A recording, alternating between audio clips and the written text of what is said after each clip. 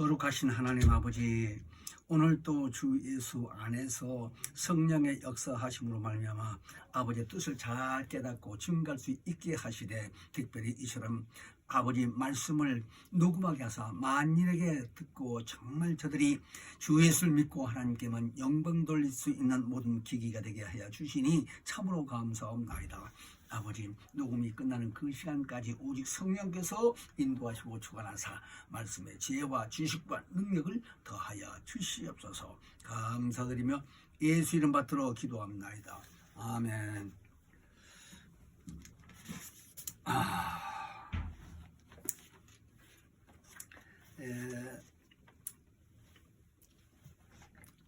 사도행전 7장 55절로 56절 말씀을 상고하겠습니다.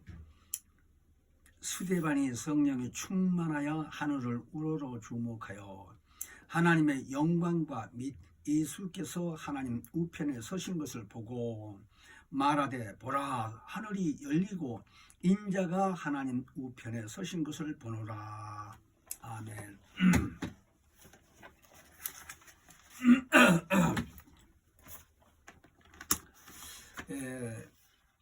오늘부터 시작해서 또 이 마귀론이라고 하는 이 주제로서 말씀을 기초로 해서 말씀 전해드리고자 합니다. 천사를 가리켜 마귀라고 하는데, 우리 신앙생활 하는 이 입장에서는요, 천사에 대한 내용을 구체적으로 확실히 깨달아져야 됩니다. 왜 마귀고 그 마귀가 인간을 대적하는지를 정말 확실히 알고 우리가 영적 생활을 해야 승리하신다 하고 성경은 여러 군데 기록되어 있습니다. 그래서 오늘 이 주제는 하나님은 태초에 영광 중에 계신 분이라는 의미로서 말씀을 드리고자 하는데요. 방금 제가 사도행전 7장 55절에 6절까지 말씀을 상고해 드렸는데요. 하나님과 그 영광, 하나님의 영광과 및 예수께서 하나님 우편에 서신 것을 보고 그랬습니다.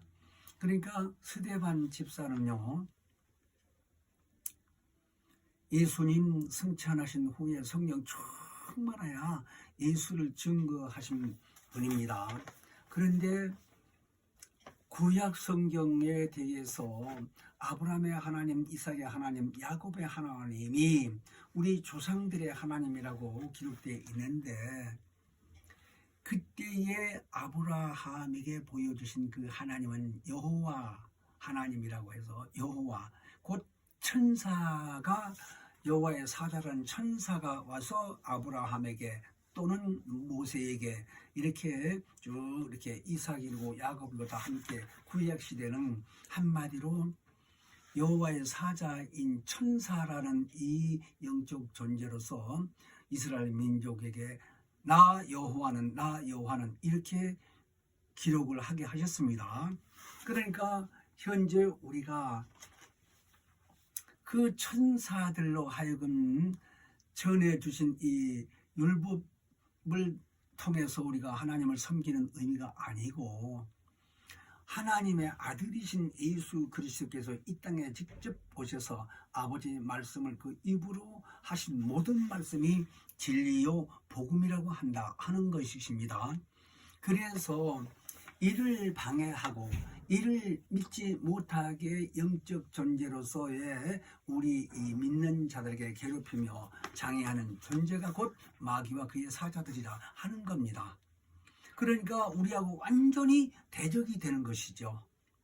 이런 의미에서 전쟁터에 나가서도요, 군인들이 무기를 들고 싸운다 할지라도 적군의 수요와 적군의 장비된 이 모든 무기가 어떤 것인지 정탐을 잘해서 파기돼야 승리한다는 겁니다. 무조건 싸우는 것만 중요한 게 아니라 지혜가 중요해요. 그래서 상관된 입장으로서는 그런 관리를 많이 하고 정탐을 하고 정보 수집을 하고 첩보들도 보내기도 하고 그러지 않습니까? 그런 것도 다 일리가 있는 것처럼 우리가 성경을 통해서 육체의 이 기간 동안에 하나님 앞에서 신앙생활을 하면서 하나님을 섬기고 살아야 되는데 하나님을 섬기지 못하게 하는 장애가 얼마나 많습니까? 그래서 이 마귀론을요,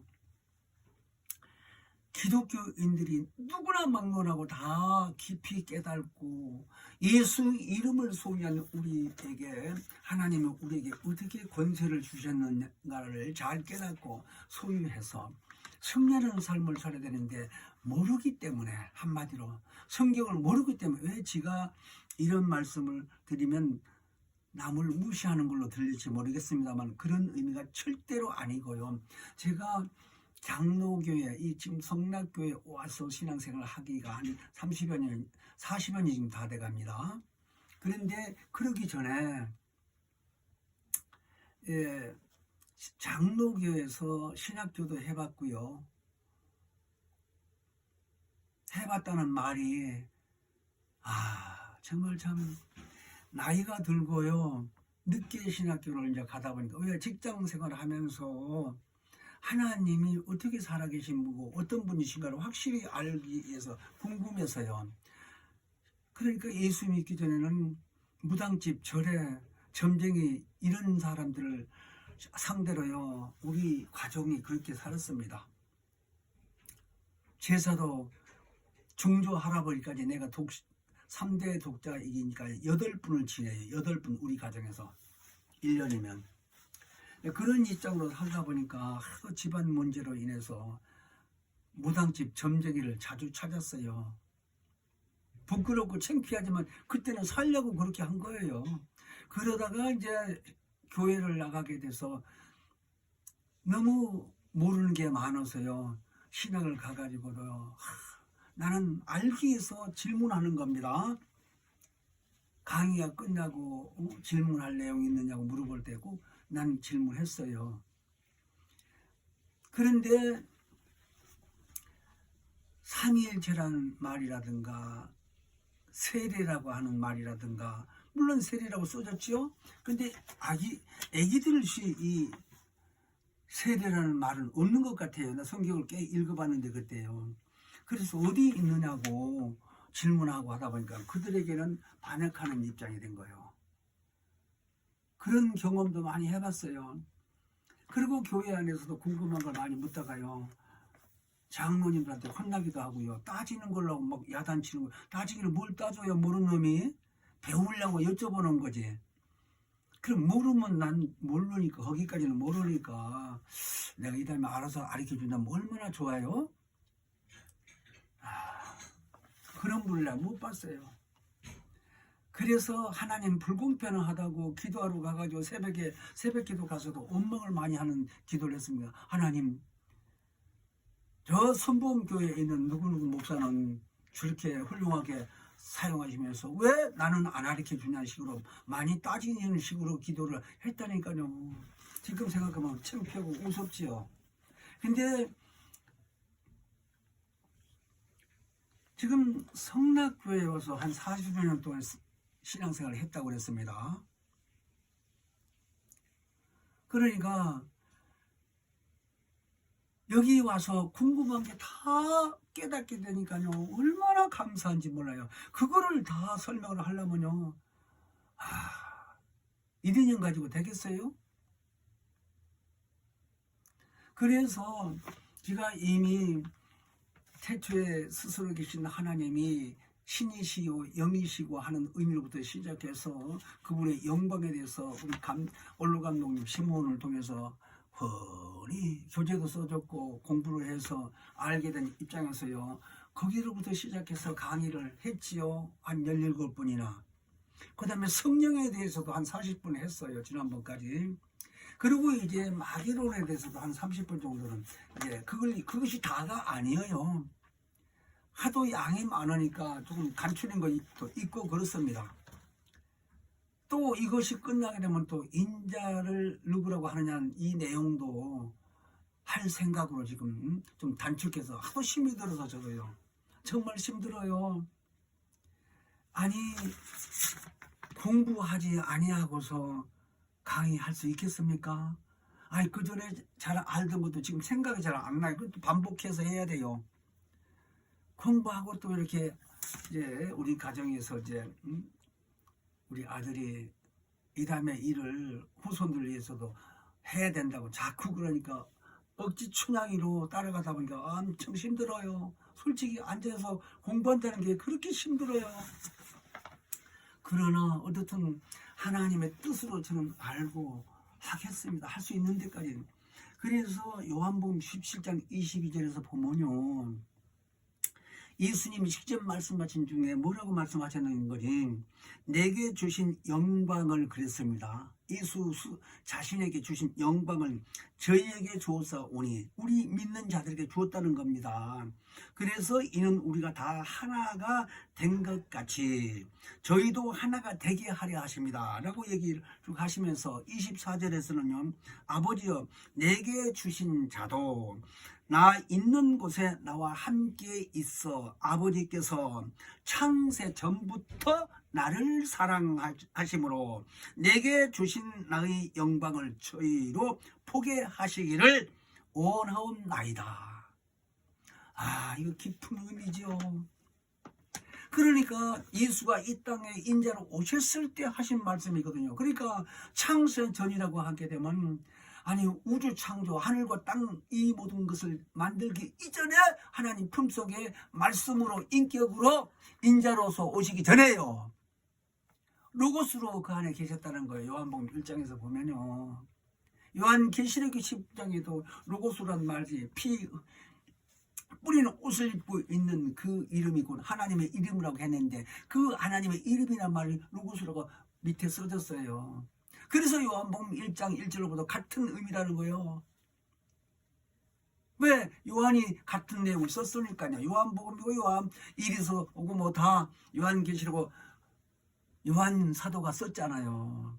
그러니까 같은 영감을 받았기 때문에 같은 맥락으로 그 영광을 보니 아버지의 독생자의 영광이오라고 요한복음 1장 14절에는 또 그렇게 써졌지 않습니까? 그러니까 그 영광이라고 하는 말은요, 문자적으로 본다면 빛이라는 얘기죠.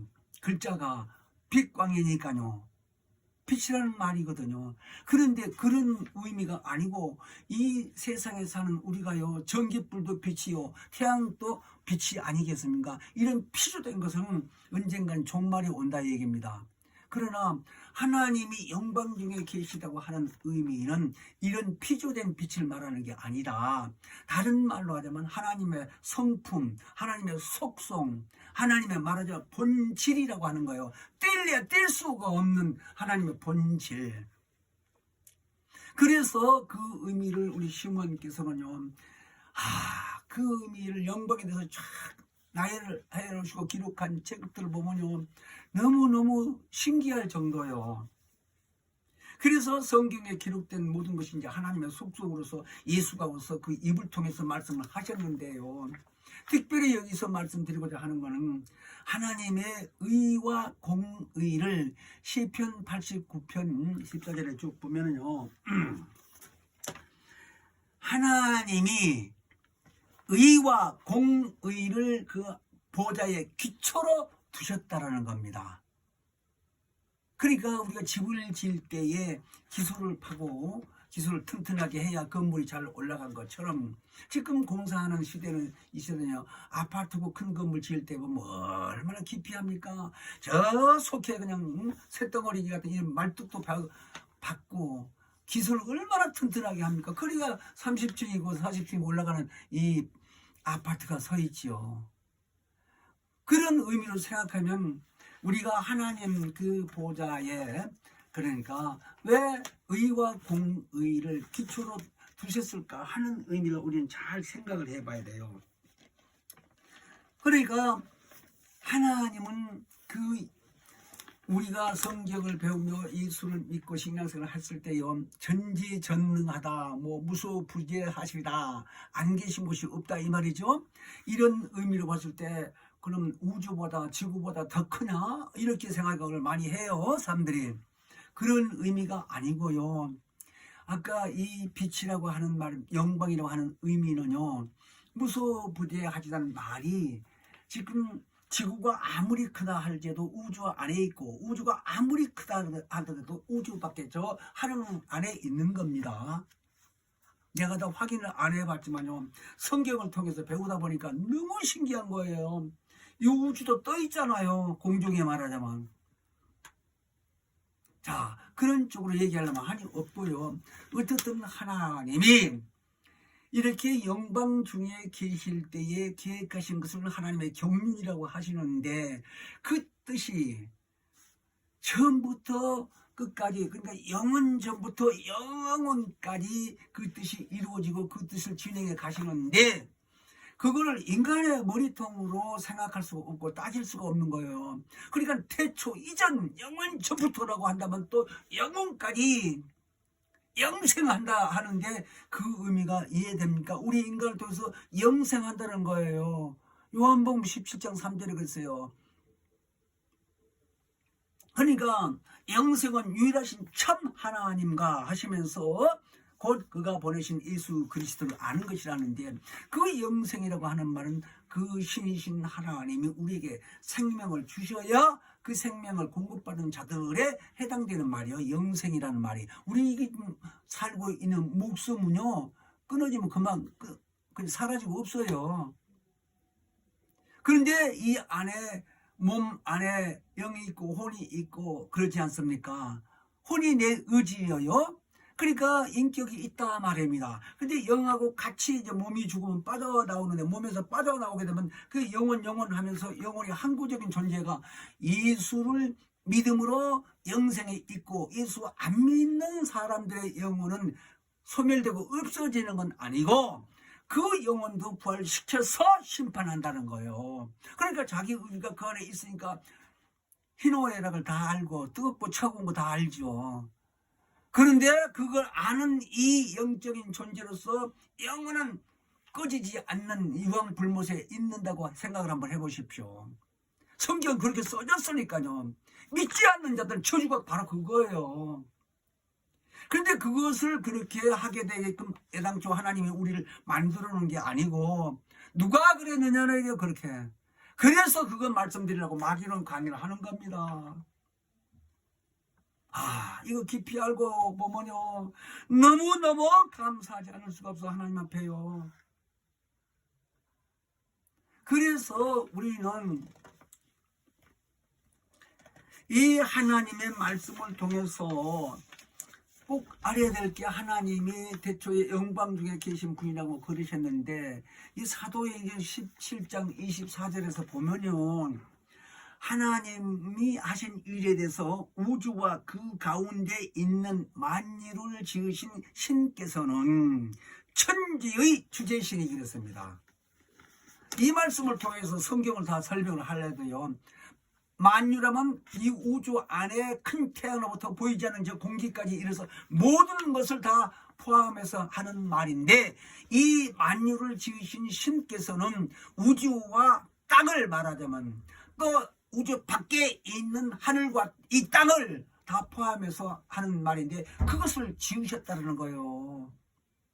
그런데 그 지으신 목적이 있다 이거. 왜 지었느냐?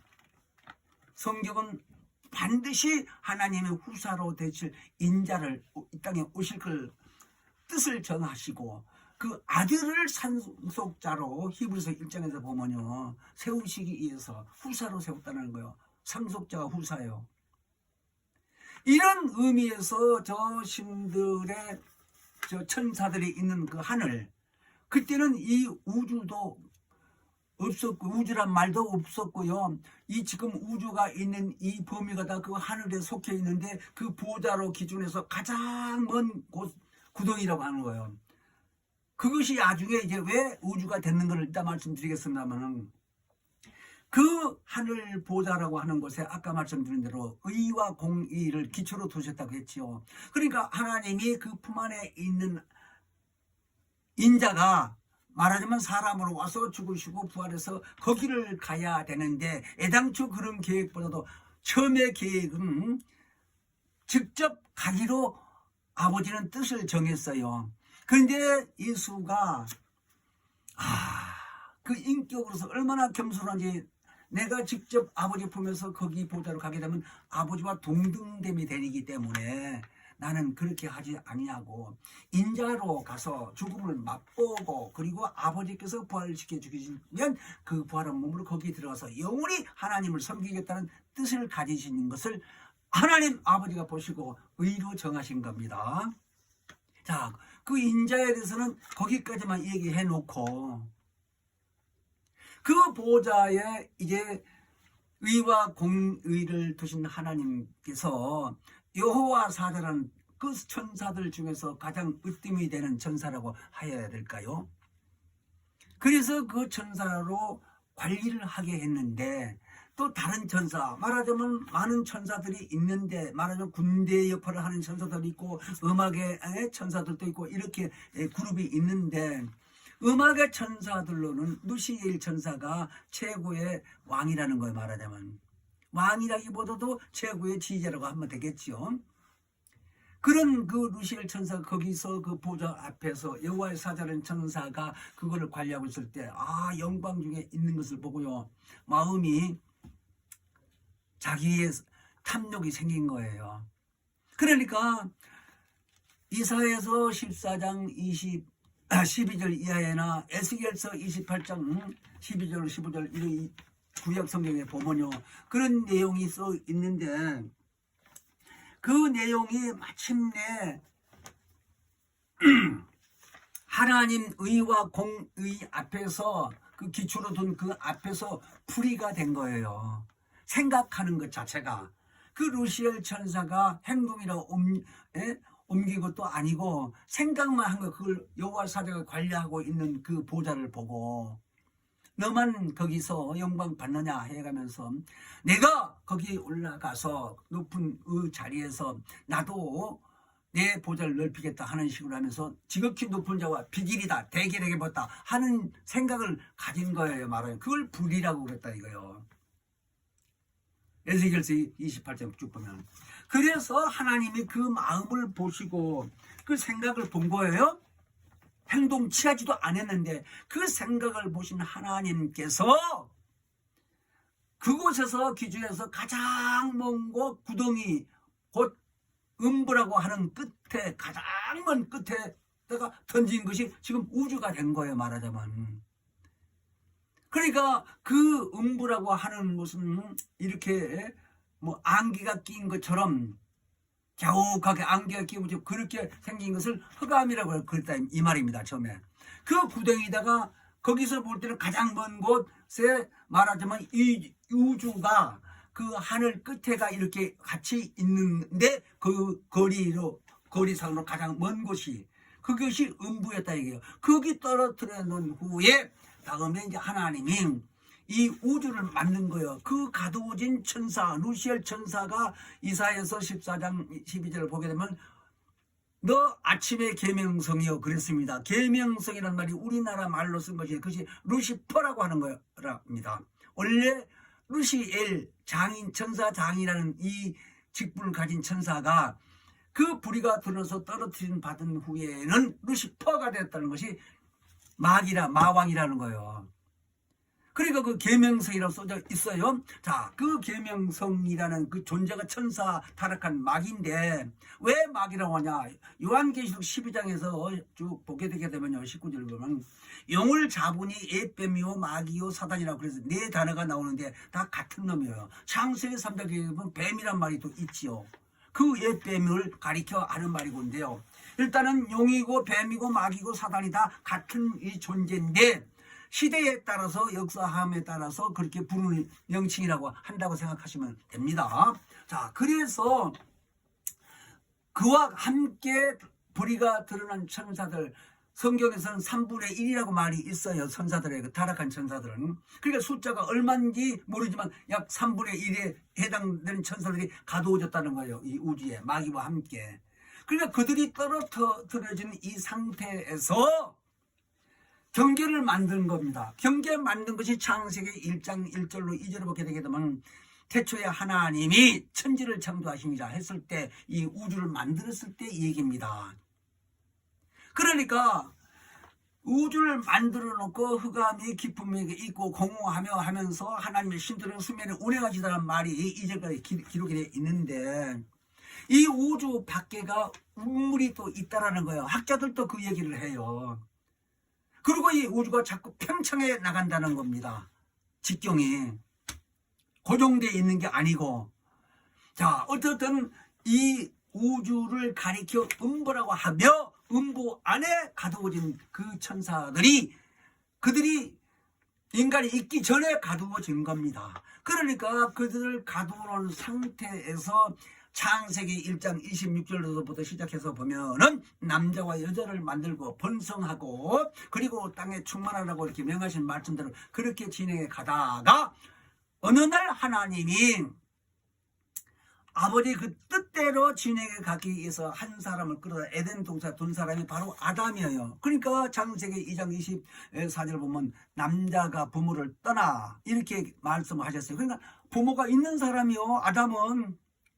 근데 부모가 됐던 그 사람들은 다른 말로는 네피림인데요. 창세기 6장이 네피림의 단어가 나오는데요. 그들은 영이 없는 존재예요. 짐승처럼 죽으면 끝나는 겁니다. 이걸 또 기독교인들이 확실히 알아야 돼요. 그래야 영적 존재가 이해가 되죠. 사람이 죽으면 끝나는 게 뭐 귀신 있어 이런 소리나 많이 들어봤습니다. 그렇게 알고 살아보면 뭐 누가 뭐라고 하나요? 자기 의지야. 하나님도 못 말려. 안 말려요. 내 의지대로 내 생각대로 하라고 놔두는 거지. 예수 아무리 잘 믿고 교회 다니는데도요, 네가 아는 대로 해봐라 뭐 하는 식이죠. 근데 성경에 얼마나 많이 있어요, 그런 영적 단어가. 근데 그걸 가르쳐주는 사람이 없으니 모르죠, 평신도들 입장에서는. 자, 이런 입장인데 에덴에다 갖다 놓고서 끌어다 놓고서 창세기 2장 7절에는 아담이라는 이 존재에게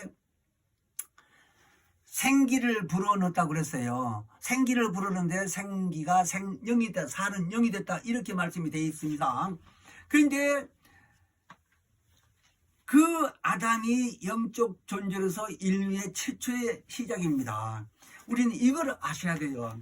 그러니까 시간상 깊은 내용을 다 말씀드리기가 어렵습니다만요.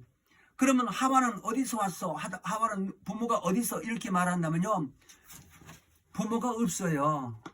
왜? 우리 시몬께서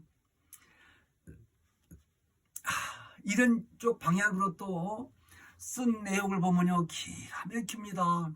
근데 그 말을 다 할 수가 없고요. 제가 생각이 나서 그렇게 마음을 갖는 것 뿐이지, 정말로 아담에게 생기를 부르는 그 생이요, 말라기서 2장 15절에 보게 되면 하나님은 영이 유효하실지라도 오직 하나만 짓지 아니하였느냐, 어찌하여 하나만 지었느냐, 이는 경건한 자손을 얻고자 함이라고 답이 나. 경건한 자손이 누구요? 하나님 품에서 말씀을 계시던 그분이 인자로 오시고자 하는 말씀을 하시는 거예요. 경건한 자손 예수를.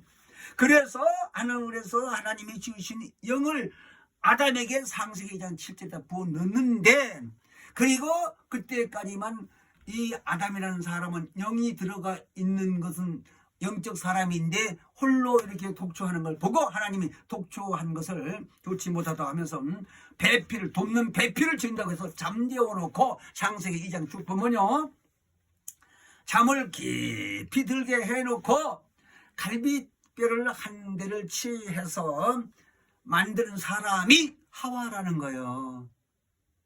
이해가 어렵지요?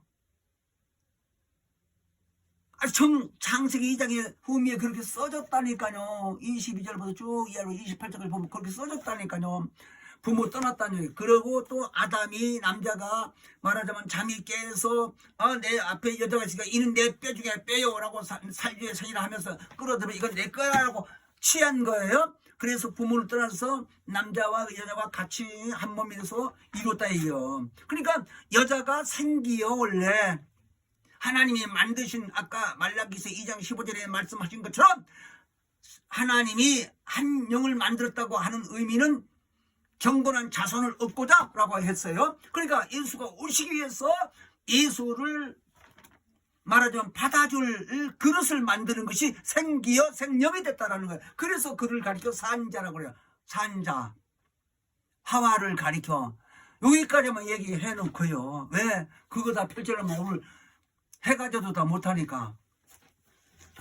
우리 감독님이 책 쓰는 거 보시면요, 정말로 말로 어찌다 표현할 수가 있겠습니까? 정말 어려워. 정말 이해하기가 처음에는 어렵지요.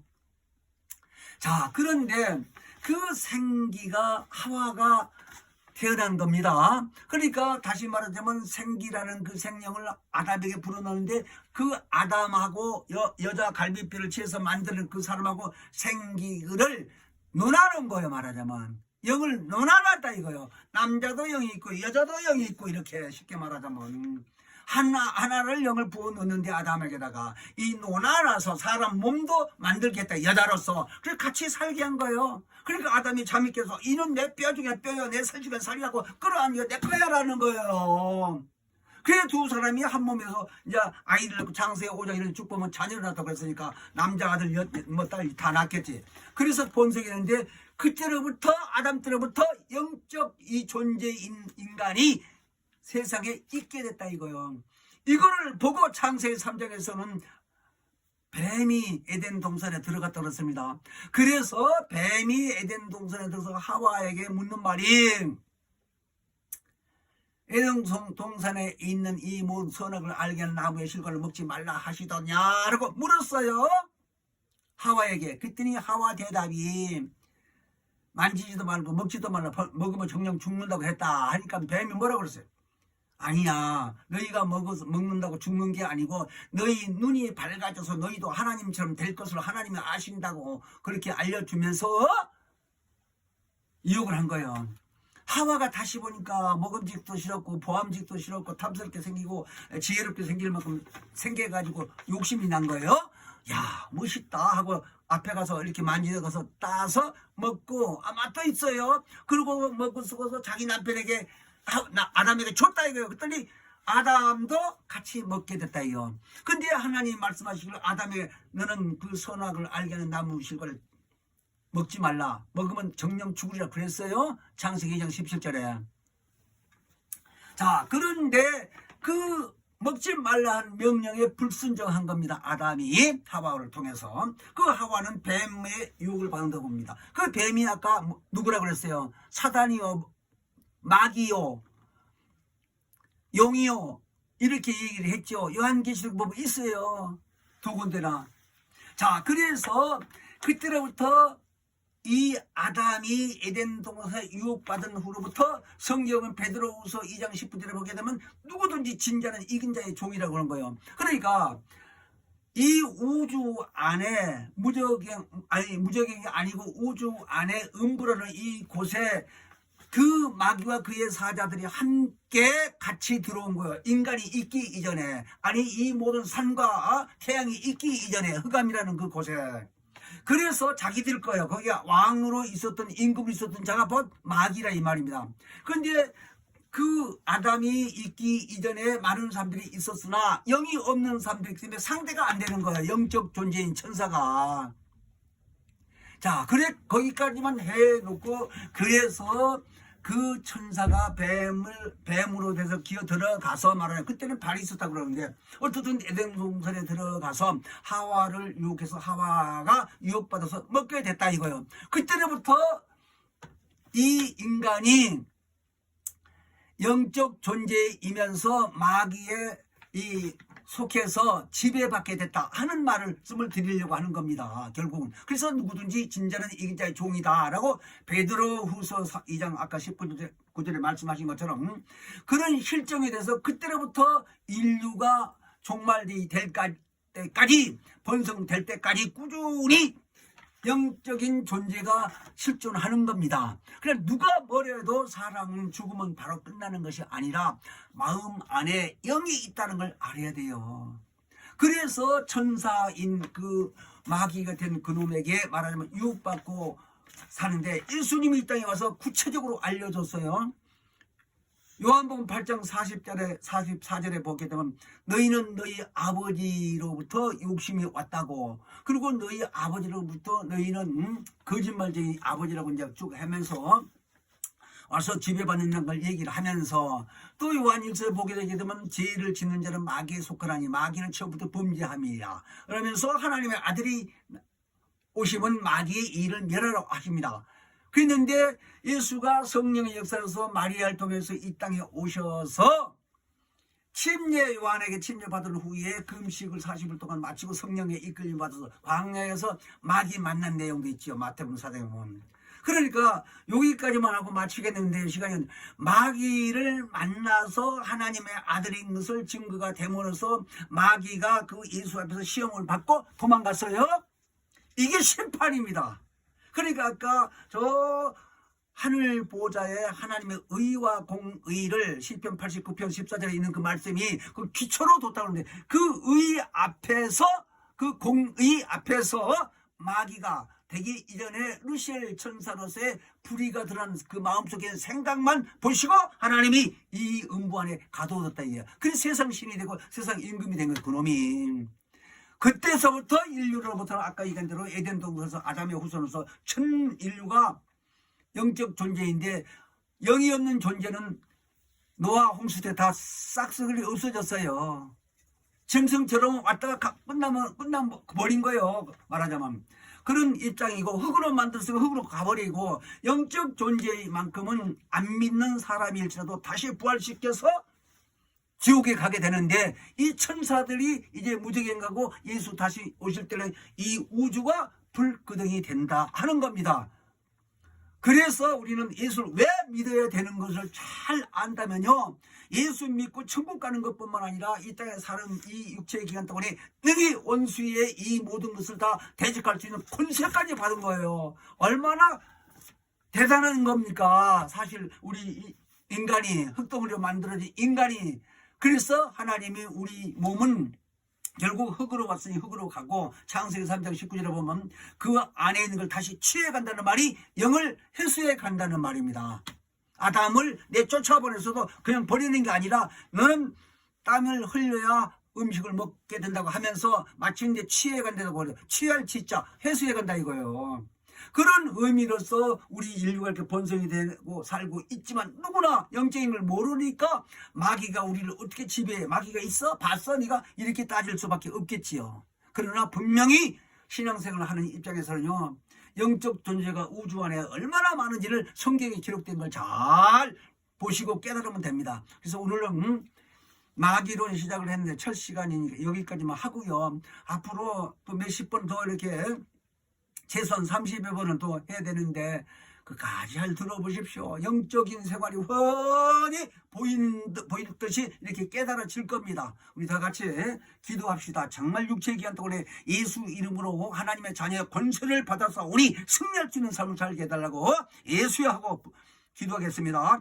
예수여 생명의 근원 되신 거룩하신 아버지 우리 영혼에게 진리의 성령의 역사로 말미암아 하나님의 자녀의 권세를 주시고 마귀의 계기를 능히 대적하며 이기며 승리할 수 있는 삶을 살게 하여 주시니 참으로 감사합니다. 오직 하나님 아버지께만 영광 돌리시는 삶이 되도록 성령으로 역사하시고 인도해 주시는 것을 감사하고 예수 이름 받들어 기도합니다. 아멘. 하늘에 계신 우리 아버지여 이름이 거룩히 여김을 받으시며 나라 임하옵시며 뜻이 하늘에서 이룬 것 같이 땅에서도 이루어지이다. 오늘날 우리에게 일용할 양식을 주옵시고 우리가 우리에게 죄 지은 자를 사하여 준 것 같이 우리의 죄를 사하여 주옵시고 우리를 시험에 들게 하지 마옵시고 다만 악에서 구하옵소서. 나라와 권세와 영광이 아버지께 영원히 있사옵나이다. 아멘.